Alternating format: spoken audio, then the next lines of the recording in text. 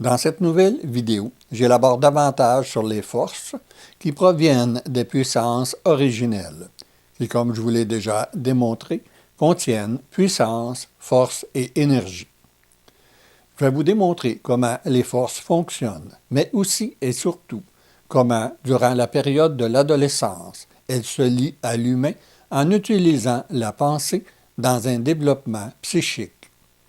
Ainsi, selon les sensations captées avant sa naissance et ses modes de fonctionnement, l'adolescent se liera à des formes psychiques qui l'aideront à devenir quelqu'un dans cette société, mais qui, en même temps, le conditionnent à vivre ce qu'il connaît selon ses mémoires, et ce, durant toute son existence inconsciente. Dans cette nouvelle vidéo, je vais continuer avec les forces et la loi d'attraction, qui définit la structure de l'univers matière et comment, dans la densification de la première manifestation, elle s'associe à l'énergie psychique de l'humain inconscient afin de l'aider à survivre dans la matière, et selon la puissance de son corps mental, le protéger des chocs d'existence, tout en le maintenant dans des environnements que ses mémoires connaissent. Dans la dernière vidéo, je vous ai expliqué que les forces, dans cette division, puissance, force et énergie de la planète, se manifestent par ce besoin des formes physiques, qu'elles soient animales ou humaines, de se réunir dans des environnements qui se ressemblent, que ce soit sur la planète pour les formes animales ou dans les formes psychiques, ainsi que dans les grappes d'énergie de leur environnement pour les formes humaines. Dans cette densité, les forces de la planète utilisent la loi d'attraction afin de réunir les énergies corps-mentales semblables dans des formes sociales, où ces énergies qui possèdent déjà des liens dans la grappe d'énergie familiale se retrouvent dans un environnement matière où ils seront capables d'interagir selon les mémoires qu'ils possèdent, mais surtout de ne pas se sentir seuls, puisque le corps mental est une énergie individuelle, tandis que les forces sont une énergie qui, par la loi d'attraction, rassemble. C'est d'ailleurs la plus grande difficulté de l'humain, se retrouver seul. J'ai déjà reçu une cliente qui travaillait comme femme de chambre dans un hôtel de la région. Elle avait atteint la cinquantaine et plusieurs opérations au genou lui causaient énormément de douleur lorsqu'elle travaillait. Je lui ai mentionné qu'elle pouvait arrêter de travailler pour un certain temps, mais elle m'a dit qu'elle préférait continuer à travailler et vivre avec ses douleurs parce qu'elle ne pouvait absolument pas rester seule. Lorsque l'humain se retrouve seul, il entre en contact avec l'énergie consciente contenue à l'intérieur de son corps mental parce qu'elle n'est plus stimulée vers l'extérieur. Cette énergie se connecte alors directement avec les sensations, puisque c'est cette énergie qui les a créées. Et si ces sensations sont difficiles, ou même très difficiles, cet humain ressentira un puissant malaise, difficile à supporter.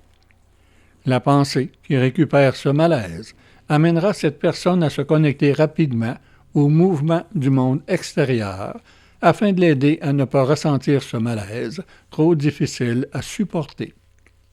Les forces qui proviennent des puissances originelles et qui font partie de cet ensemble, puissance, force et énergie, capables de créer toutes les formes matières, sont constamment en mouvement.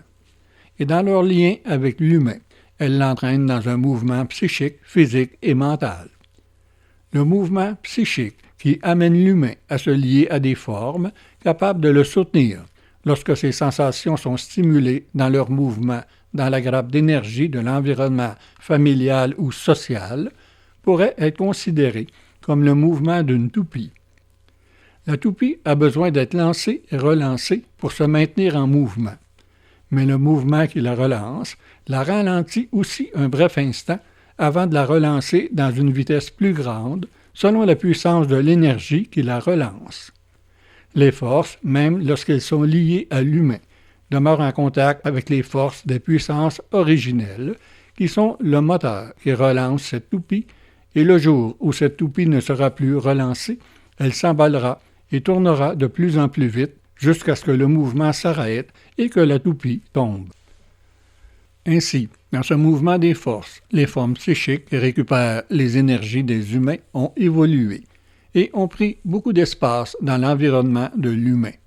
S'il n'a pas développé cette conscience de lui-même, il n'aura pas d'autre choix que de rejoindre les formes qui lui conviennent et qui l'aideront à fonctionner dans la matière. Car il faut bien le dire, sans ces formes travail, religion, famille et toutes les autres, l'humain est comme l'enfant qui vient de naître.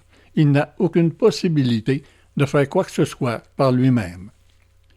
L'humain qui veut devenir conscient de ce qu'il est doit d'abord apprendre à être seul avec lui-même, afin de pouvoir toucher à ses sensations. Le but n'est pas de souffrir le malaise de ses sensations, puisque beaucoup d'humains ne possèdent pas la puissance corps mentale nécessaire. Mais pour ceux qui possèdent un corps mental plus puissant, le but c'est d'apprendre à connaître ces sensations captées avant la naissance, afin d'avoir la possibilité de les transformer et ainsi débuter ce cheminement du plus petit vers le plus grand. Dans la série de vidéos sur les cycles de vie, je vous ai montré que ce cheminement demeure impossible dans un premier cycle de vie, puisqu'il demeure le cycle de formation des énergies. Dans ce premier cycle, où l'humain vit d'abord au niveau du moi, c'est-à-dire que l'énergie consciente, contenue à l'intérieur du corps mental, utilise le canal des énergies moteurs afin d'apprendre à fonctionner dans ce monde matière, l'humain sentira un besoin de se lier à des formes qui lui ressemblent afin que ce moi se sente quelqu'un dans ce monde extérieur lorsque le psychique commence à se développer, c'est-à-dire vers la préadolescence et l'adolescence. Ce besoin de se lier à des formes qui lui ressemblent, selon les mémoires de son corps mental et de sa propre énergie, afin d'avoir l'impression de faire partie de ce monde en mouvement, coupe graduellement l'humain de cette énergie consciente de son corps mental, tout en le liant au mouvement des forces, où le moi devient le je. C'est ainsi que l'adolescent pourrait se lier dans une continuité des formes de ses parents, ou si les sensations captées de ses parents sont difficiles, les contester. Mais même dans ce cas, il se liera à des formes qui conviennent mieux à son énergie, mais qui continueront à utiliser les mémoires de son corps mental. Par exemple, j'ai déjà reçu un client qui, dans son adolescence, rêvait de devenir instituteur, parce qu'il avait capté cette énergie de transmettre un savoir. Mais le père qui possédait une compagnie d'assurance lui a dit non. Il lui a dit qu'il viendrait travailler avec lui et que plus tard, cette compagnie lui appartiendrait. C'est ce qu'il fit, puisqu'il n'avait pas la puissance corps mentale nécessaire pour contester l'énergie du père. Il a hérité de la compagnie de son père, avec laquelle il a vécu une grande partie de sa vie. Je l'ai rencontré au moment où il avait vendu la compagnie qu'il avait reçue de son père. Et comme il n'était plus dans l'énergie de son père, il ne savait plus quoi faire. Je lui ai dit qu'il avait suffisamment d'argent pour prendre un peu de temps pour s'occuper de lui. Mais il m'a répondu qu'il ne pouvait s'arrêter, parce que son père lui avait dit de ne jamais s'arrêter quoi qu'il arrive. J'ai essayé de lui montrer qu'il avait mis sa vie de côté pour vivre la vie de son père, mais il m'a dit qu'il ne pouvait pas toucher à ça. C'était des sensations beaucoup trop difficiles pour la capacité de son corps mental. Il y a aussi l'exemple où le père pousse son garçon à devenir joueur au hockey parce que c'est son rêve à lui. Ou encore une mère qui pousse sa fille à devenir chanteuse parce que c'est son rêve à elle. J'ai déjà rencontré un jeune homme dont le père rêvait qu'il devienne une vedette au hockey. Et si je vous en parle, c'est seulement pour vous démontrer la puissance de l'énergie moteur du corps physique. Depuis sa petite enfance, le père le poussait à jouer au hockey et il n'avait pas le choix tellement c'était fort. Et comme l'enfant cherche toujours à faire plaisir à ses parents pour se sentir aimé, il s'est donné à fond dans ce sport. Au début de l'adolescence, l'énergie consciente contenue à l'intérieur de son corps mental, qui demeure davantage liée à l'énergie de la mère et qui ne correspond pas à cette forme hockey, l'a amené à faire de l'asthme, ce qui l'a obligé à quitter ce sport à la grande déception du père, mais qu'il l'a accepté vu la maladie.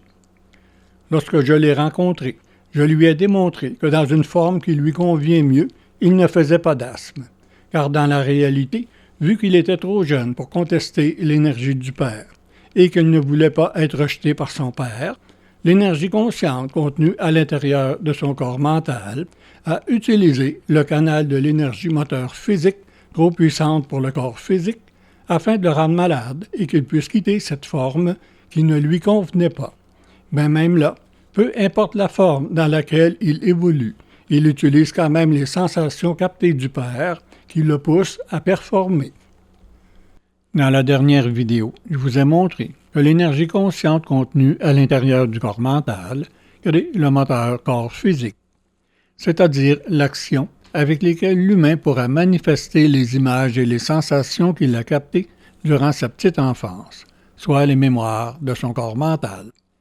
En même temps, il crée le moteur corps psychique, c'est-à-dire la vision avec laquelle l'humain pourra capter les images de son environnement qui le lie à la grappe des énergies familiales et qui le limite à cet environnement. À partir du moment où le moi se manifeste, c'est-à-dire vers 2 ans, le moteur corps psychique commence à développer la forme avec laquelle il évoluera dans la matière, la pensée, qui en réalité n'est que la capacité psychique de faire des associations. En effet, l'enfant deviendra capable d'associer les formes, le carré dans le trou carré et la forme ronde dans le trou rond. Mais en grandissant, soit à l'adolescence, la pensée l'associe à des formes extérieures afin de l'aider à fonctionner dans son monde matière selon son énergie. Il rencontrera d'autres humains qui, par association, conviendront à ses mémoires et qui deviendront ses amis. Mais cette capacité de se lier à d'autres humains semblables pourrait devenir différente s'il possède des sensations difficiles avec les parents, ce qui rendra ses contacts avec des énergies de la grappe d'énergie familiale plus difficiles. Sa pensée cherchera alors par association des formes différentes et souvent marginales qui pourraient l'aider et le protéger. Mais s'il ne trouve aucune forme en ce sens, il se repliera sur lui-même et pourrait chercher à se retirer de cette société ou monde des formes. Dans cette vidéo, je vous ai démontré qu'à partir de la loi d'attraction, les forces se lient à l'humain afin de créer des environnements où il vivra ce qu'il connaît, ses mémoires. Dans la prochaine vidéo, je vais élaborer davantage sur l'énergie moteur du corps psychique, la vision, que l'énergie consciente contenue à l'intérieur du corps mental utilise comme un canal pour créer les modes de fonctionnement. Je vais aussi vous démontrer que cette vision dépend d'abord des sensations captées avant la naissance et que pour la majorité des humains, elle demeure limitée à ces sensations. Je vous donne rendez-vous la semaine prochaine pour la suite de cette série de vidéos sur l'énergie moteur du corps psychique.